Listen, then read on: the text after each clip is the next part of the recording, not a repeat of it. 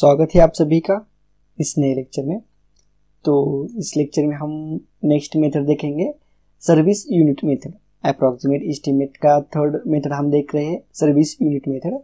तो इस लेक्चर में सर्विस यूनिट मेथड के ऊपर हम जानेंगे कि हम किस प्रकार से अप्रॉक्सीमेट एस्टीमेट प्रिपेयर करते हैं by using service unit method. ये क्या होती है, किस प्रकार से हम कैलकुलेट करते हैं, ये भी देखेंगे। तो चलो सबसे फर्स्ट पॉइंट हम स्टार्ट करते हैं। In service unit method, number of service unit is decided for calculating approximate estimate such as means हम क्या करते हैं, सर्विस यूनिट मेथड का हम कब यूज करते हैं, जब नंबर ऑफ सर्विस यूनिट हो गए पर्टिकुलर कंस्ट्रक्शन में। अगर हम यूनिट वाइज मीन्स सर्विस हम प्रोवाइड कर रहे हैं तो उसी के ऊपर हम अप्रोक्सीमेट कॉस्ट हम निकालते हैं। फॉर एग्जांपल हम देखेंगे, मान लो एक आधी मीन्स एक स्कूल बिल्डिंग है, तो स्कूल बिल्डिंग का हम अप्रोक्सीमेट कॉस्ट कैसे निकालते हैं, पर क्लासरूम। तो जितने भी क्लासरूम होंगे उस क्लासरूम को हम मल्टीप्लाई करेंगे। वन क्लासरूम का कंस्ट्रक्शन करने के लिए जितनी कॉस्ट आ जाती है उससे हम नंबर ऑफ क्लासरूम को मल्टीप्लाई करेंगे, तो हमारे जो भी स्कूल है तो उसका हमें अप्रोक्सीमेट कॉस्ट हमें मिल जाती है। स्कूल के लिए हम कैसे निकालते हैं, सर्विस यूनिट क्या होता है स्कूल के लिए, पर क्लासरूम, या हम पर स्टूडेंट का भी कभी कभी इस्तेमाल करके हम स्कूल का अप्रोक्सीमेट एस्टीमेट हम निकालते हैं। सेम उसी प्रकार से हॉस्पिटल, अगर हमें हॉस्पिटल का अप्रोक्सीमेट एस्टीमेट हमें निकालना है तो हम पर बेड निकालते हैं। तो हॉस्पिटल में तो बेड ही होते हैं ना, जो भी जितने भी बेड होंगे उस पर्टिकुलर नंबर ऑफ बेड को हम वन बेड के कॉस्ट से हम मल्टीप्लाई करेंगे तो हमें हॉस्पिटल की भी अप्रोक्सीमेट कॉस्ट हमें मिल जाती है। तो इस लेक्चर में आपको सिर्फ इतना ध्यान रखना है कि हम जो भी एस्टीमेट निकालते हैं वो सर्विस यूनिट का हम कंसीडर करके हम अप्रोक्सीमेट एस्टीमेट बनाते हैं। तो सर्विस यूनिट कौन कौन सी होती है वो हमें पर इस लेक्चर में मीन्स ध्यान में रखना है। तो स्कूल के लिए हम क्लासरूम का सर्विस यूनिट लेते हैं, कभी कभी हम स्टूडेंट का भी यूज करते हैं, नंबर ऑफ स्टूडेंट्स होते हैं ना तो वो भी हम ले लेते हैं। हॉस्पिटल के लिए हम पर बेड का यूज करते हैं सर्विस यूनिट, सिर्फ आपको ध्यान में रखना पड़ेगा। थिएटर होगा या स्टेडियम या रेस्टोरेंट होगा तो हम वहां पर सीट का हम सर्विस यूनिट यूज करते हैं। तो होटल या ऑफिस होगा तो पर रूम से हम अप्रोक्सीमेट एस्टीमेट निकालते हैं, पर रूम कितनी कॉस्ट आ जाएगी। उसी प्रकार से अगर ब्रिज होगा तो पर स्पैन मीन्स जितना भी ब्रिज की लेंथ जितनी भी होगी तो उस लेंथ का मीन्स जितना भी स्पैन होगा, मान पर मीटर हम स्पैन मान लेते हैं तो पर मीटर कॉस्ट कितनी आ जाएगी, तो उस प्रकार से हम ब्रिज का भी अप्रोक्सीमेट एस्टीमेट निकालते हैं।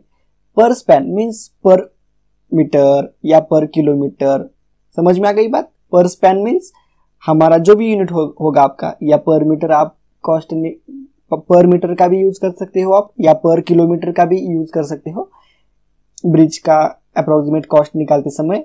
जब हम रोड का कॉस्ट निकालते हैं तो पर लेंथ, पर स्पैन तो ये ब्रिज के लिए हो चुका, और रोड के लिए पर लेंथ मीन्स पर किलोमीटर या पर मीटर हम यूज करके हम रोड का भी अप्रोक्सीमेट कॉस्ट हम निकालते हैं। तो उसके बाद वाटर टैंक और रिजर्वायर का हम पर लीटर मीन्स पर लीटर 1 लीटर के लिए कितना कॉस्ट आ जाएगी, इसी प्रकार से हम वाटर टैंक का और रिजर्वायर का भी हम अप्रोक्सीमेट कॉस्ट हम निकालते हैं। तो इस लेक्चर में बस आपको सिर्फ इतना ध्यान में रखना है कि सर्विस यूनिट मेथड हम कब यूज करते हैं, जब पर्टिकुलर बिल्डिंग हम किसी के सर्विस के लिए मीन्स सर्विस प्रोवाइड करने के लिए, या पब्लिक बिल्डिंग होती है तो सर्विस प्रोवाइड करते हैं, तो उसी के लिए हम मीन्स सर्विस मीन्स स्कूल में नंबर ऑफ क्लासरूम होते हैं, हॉस्पिटल में नंबर ऑफ बेड होते हैं, तो उसी प्रकार से तभी हम सर्विस यूनिट मेथड का हम यूज करते हैं। और हमें अगर क्वेश्चन पेपर में अगर हमारे पास डाटा अवेलेबल होगा या स्कूल बिल्डिंग का हमें अप्रोक्सीमेट कॉस्ट निकालना है तो उसके लिए नंबर ऑफ रूम्स दिए होंगे पर्टिकुलर, या पर रूम के लिए कॉस्ट दी होगी, कितना कंस्ट्रक्शन कॉस्ट आ चुका है, तो तभी हम सर्विस यूनिट मेथड का हम यूज करते हैं। तो आपको सिर्फ इतना ध्यान रखना है, अगर हमारे सिविल कंस्ट्रक्शन में इस टाइप का ये जो बिल्डिंग है ना, इस टाइप के school, hospital, theatre, stadium, restaurant, hotel, office, bridge, road या वाटर टैंक और रिजर्वायर होगा, तो हम इन सभी का जो भी अप्रोक्सीमेट कॉस्ट होते हैं, हम इस प्रकार से सर्विस यूनिट मेथड का भी यूज करके हम अप्रोक्सीमेट कॉस्ट निकाल सकते हैं। ये आपको ध्यान में रखना है और आपको सर्विस यूनिट भी आपको ध्यान में रखना पड़ेगा। तो ये तो हो चुका सर्विस यूनिट पर जो भी जिस टाइप का भी कंस्ट्रक्शन होगा हमारे, उस टाइप के लिए सर्विस यूनिट यहाँ पर मेंशन किया है। तो अब हम सेकेंड पॉइंट देखेंगे। If the cost of construction and number of service unit is known, then the cost of the construction per service unit is calculated. Means इसका क्या मतलब है, हम क्या मान लेते हैं, एक एग्जांपल लेते हैं हम।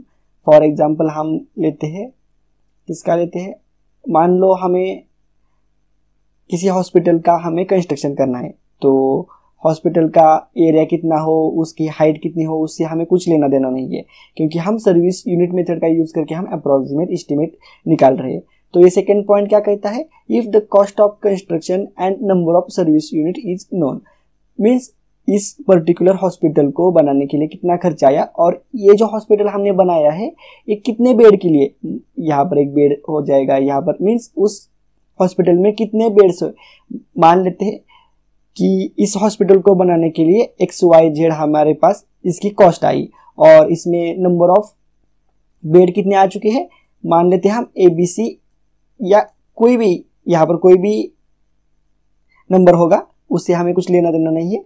तो हम क्या करेंगे, टोटल कॉस्ट को हम नंबर ऑफ यूनिट से, सर्विस यूनिट कितने बेड्स लगे उसे डिवाइड करके हमें क्या मिल जाता है, पर सर्विस यूनिट हमें क्या मिल जाता है, कॉस्ट मिल जाती है, हमें पर सर्विस मीटर हमें कॉस्ट मिल जाती है। उसी प्रकार से अब हमें न्यू हॉस्पिटल का कंस्ट्रक्शन करना है, तो उस न्यू हॉस्पिटल में कितने नंबर ऑफ बेड्स होंगे यह हमें सबसे पहले हमें कैलकुलेट करना पड़ेगा। 50 बेड के लिए बनाना है या 100, 200, 500, इस प्रकार से हम जब भी हॉस्पिटल का कंस्ट्रक्शन करते हैं तो नंबर ऑफ बेड को हम रेफरेंस लेके ही हॉस्पिटल का हम कंस्ट्रक्शन करते हैं। तो जितने भी मान लेते हैं XYZ हमें बेड्स लगाने हैं इस हॉस्पिटल में कंस्ट्रक्शन करते समय, तो उससे हम XYZ उसको हम मल्टीप्लाई करते हैं किससे, इस यूनिट रेट से।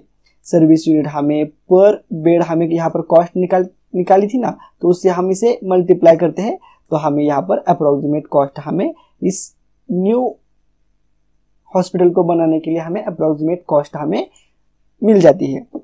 तो ये समझ में आ गया सेकेंड पॉइंट, हम कैसे निकालते हैं अप्रोक्सीमेट कॉस्ट।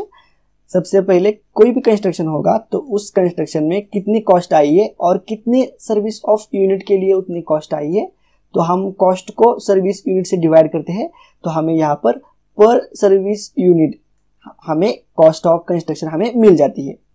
तो अब थर्ड पॉइंट हमारा, from this rate approximate estimate of proposed construction can be calculated as, तो अप्रोक्सीमेट एस्टिमेट हम कैलकुलेट करेंगे rate of service unit into number of service unit से। मींस ये जो सेकेंड पॉइंट में हमने पर सर्विस यूनिट रेट निकाला था ना, तो यही का रेट हम यहाँ पर यूज करेंगे और उसको हम क्या करेंगे, नंबर ऑफ सर्विस यूनिट, हमें आगे की जो भी अप्रोक्सीमेट एस्टिमेट हमें निकालना है तो उसमें हम कितने सर्विस यूनिट यूज कर रहे हैं, तो उसी को ही हम मल्टीप्लाई करते हैं सर्विस यूनिट रेट से, तो हमें यहाँ पर approximate cost means approximate estimate हमें यहाँ पर मिल जाता है। समझ में आ गया कि हम किस प्रकार से सर्विस यूनिट मेथड का यूज करके हम अप्रोक्सीमेट एस्टिमेट निकालते हैं। तो इस लेक्चर में हमने क्या क्या देखा, सर्विस यूनिट मेथड में हम एक सर्विस यूनिट देख लिए पर्टिकुलर बिल्डिंग के लिए या पर्टिकुलर टाइप ऑफ वर्क के लिए। उसके बाद हमने किस प्रकार से अप्रोक्सीमेट एस्टिमेट का हम प्रिपेयर करते हैं, पर सर्विस यूनिट मींस पर सर्विस कॉस्ट हम कैसे निकालते हैं वो भी देख लिया, और उसके बाद अप्रोक्सीमेट एस्टिमेट किस प्रकार से प्रिपेयर करते हैं वो भी देख लिया। अगर यहाँ पर भी आपको समझ में नहीं आ गया होगा तो नेक्स्ट लेक्चर में जब हम प्रॉब्लम सॉल्व करेंगे, समर 17 का मैंने प्रॉब्लम लिया है, तो ये प्रॉब्लम सॉल्व करते समय आपको बहुत अच्छी तरह से अंडरस्टैंड हो जाएगा सर्विस यूनिट मेथड। तो अगर ये वीडियो आपको पसंद आ गया होगा तो प्लीज़ लाइक करो, शेयर करो और चैनल को सब्सक्राइब भी करो। और अच्छे से समझ में आ गया होगा तो कमेंट करके भी आप मुझे बता सकते हो, या कोई भी डाउट होगा इस पर्टिकुलर वीडियो के रिलेटेड तो वो भी आप मुझे कमेंट करके बता सकते हो। तो चलो मिलते हैं हम नेक्स्ट लेक्चर में।